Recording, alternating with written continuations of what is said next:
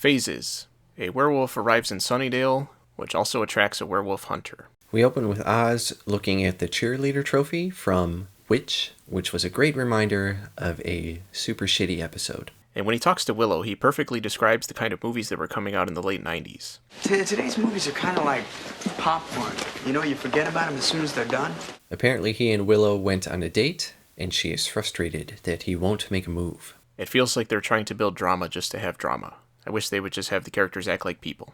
And when she talks to Buffy, she also complains about Xander and Cordelia, so we cut to them making out in a car. They're being watched by a werewolf, which then attacks them. But they manage to drive away. And the next day, they discuss it right out in the open. Giles says there's been several incidents reported. And they talk about the fact that it wasn't a full moon, and Giles says, The accepted legend that werewolves only prowl during a full moon might be erroneous. That would be something I think Giles would already know. I was surprised he didn't. Yeah, the idea of werewolves only turning to wolf form during the full moon wasn't a widespread belief until after the Universal Wolfman movies, which wasn't that long ago. Yeah, I saw those. Yeah, with Hugo Weaving. Those things were sweet. I'm sorry. I apologize to everybody who ever had to watch that, or even heard about it, or even knows it exists. Then again, the idea that vampires are harmed by sunlight comes from 1922's Nosferatu, so clearly the monsters in the show are more influenced by less than century-old pop culture than actual folklore and legend. Yeah, Nosferatu, Willem Dafoe. I mean, at least that's not a shitty movie. Later in gym class, they're practicing self-defense, and the big dumb idiot Larry says he got bit by a big dog. In my note, I have in all italics, could he be the werewolf? With like 80 question marks. But judging by how blatantly obvious that would be, it probably is not the case. And I liked Oz's response. I've been there, man. My cousin Jordy just got his grown-up teeth in.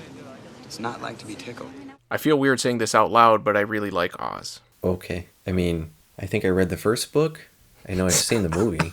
Yeah, James Franco. This thing was sweet. I'm just going to bring up the shittiest version of all the things. Then Buffy experiences Larry's douchebaggery herself and flips him over. Giles is in the library later, giving a moon lesson, where he says that the werewolf acts on pure instinct and is active for 3 nights.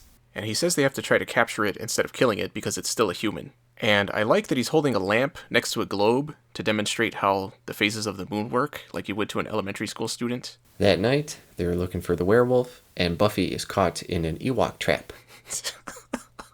You already made a joke about that, though. See, I don't know, that's fine. It's called continuity. I'm about to start talking about Worf's diarrhea in this episode, too.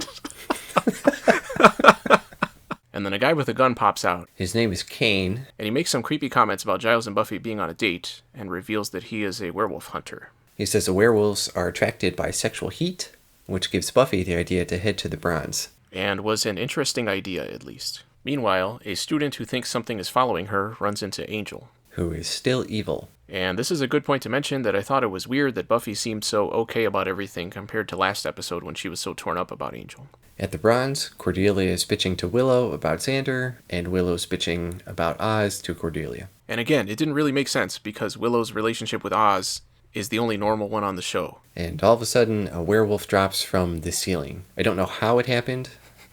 I don't know the logistics of that situation, but it happens. And even though it drops down right in the middle of everybody, it doesn't actually manage to successfully attack anybody. Everybody manages to escape, and Buffy goes in to capture it. But it knocks her over and jumps out a window. Then Kane comes in and insults Buffy.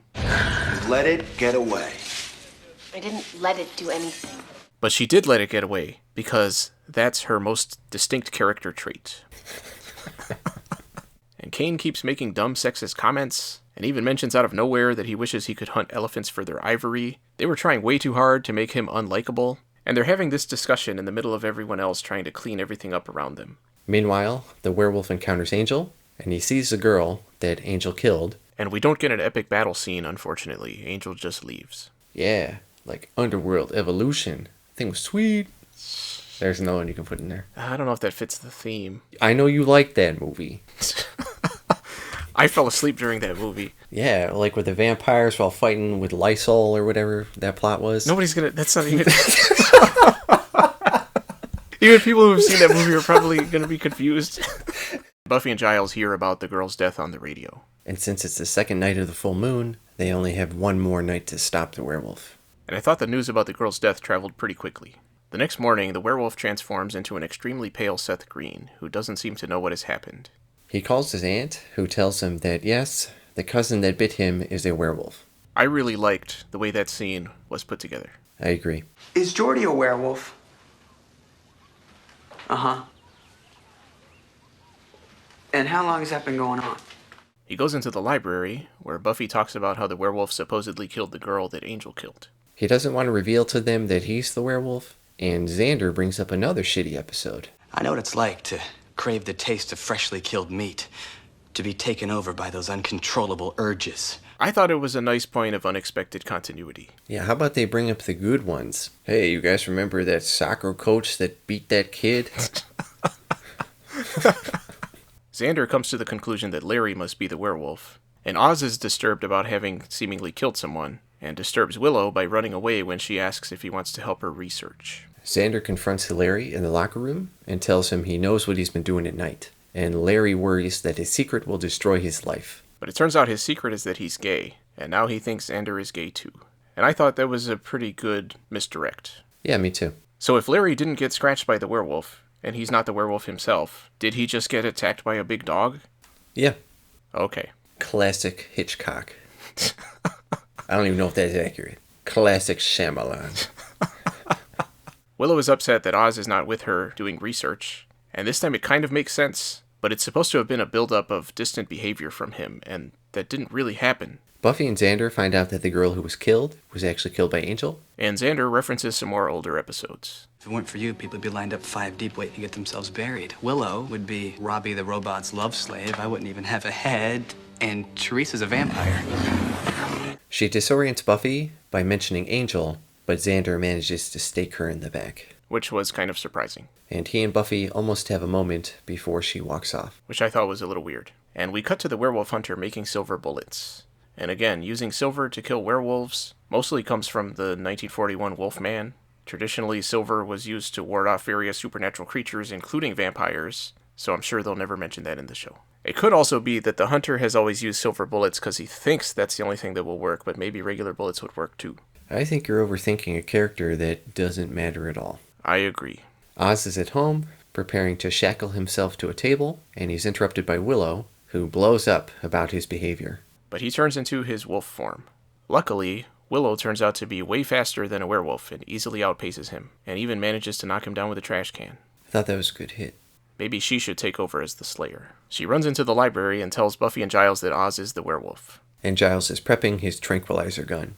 Oz gets lured in by the hunter, but Buffy gets there just in time and disarms him. There's a big scuffle, people get knocked down, and Willow ends up tranquilizing Oz. Then Buffy bends the hunter's gun and tells him to leave. And I expect him to never show up in this show ever again. And Giles smiles and says everything will be okay.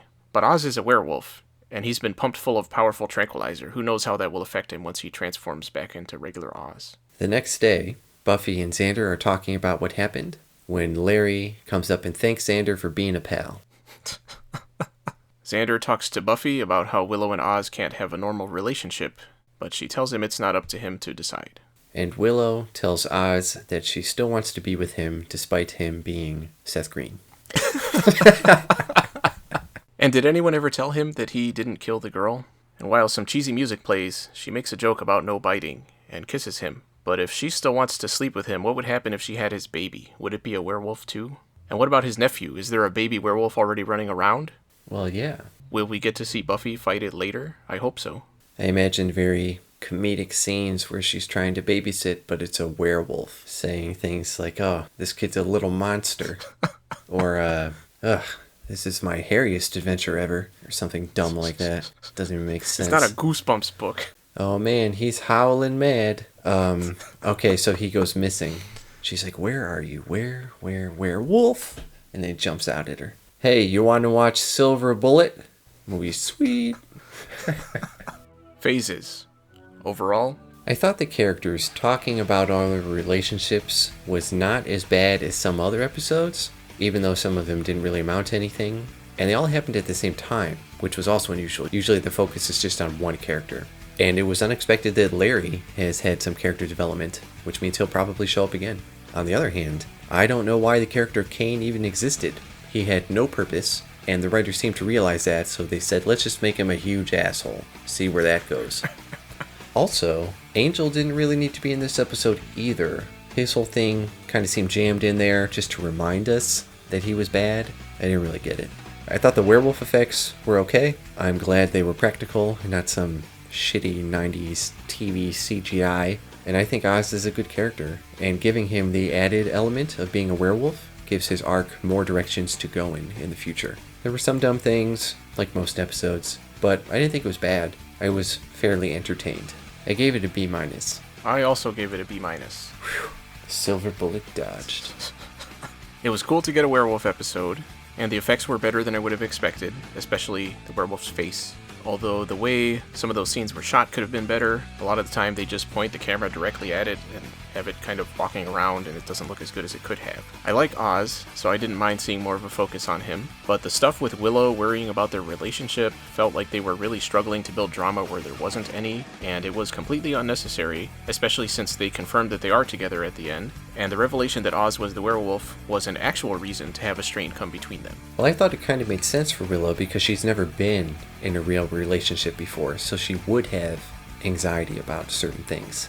But the way it's portrayed, it makes it look like she's complaining about things that aren't actually a thing. It looks like she and Oz are getting along not even just fine, but very well, and then she goes on moping about everything. I'm glad that Buffy didn't mope through the whole episode, but at the same time I thought it was weird that she seemed to have gotten over Angel so quickly, given how devastated she was before. I wish they didn't have her seem so carefree for the rest of the episode. We did have that one brief moment where she found out the girl was killed by Angel, but I didn't like the weird thing they did between her and Xander. I hope that's not going to become a thing. Throwing in the werewolf hunter wasn't a bad idea, but like you said, he didn't end up doing anything, and just served as a stereotypical dick to support the male aggression theme of the episode, which I didn't think really worked. They tried to draw comparisons between werewolves and male aggression, but Giles even pointed out that it didn't really fit. I thought some of Giles' behavior in this episode was a little out of character. Yeah, like that time he laughed at the moon pie joke. And him being so excited about studying werewolves. Well, he's been excited about that kind of stuff before. I didn't think that was... He was excited back in Witch. It seemed like they've been turning him into a more serious character, and it seems like they're kind of twisting things around a little bit, and it doesn't really feel consistent. I thought the subplot with Larry was fine, because at least it came to a conclusion. I liked all the callbacks to previous episodes, even if they were pretty dumb episodes, and I'm glad Oz's situation doesn't seem like something that's just going to be forgotten, but I also hope they address his nephew. On a scale of werewolf movies, going from Van Helsing at the bottom to The Howling at the top, I would give this a Frankenstein meets the Wolfman. Wasn't bad, but it could have been better.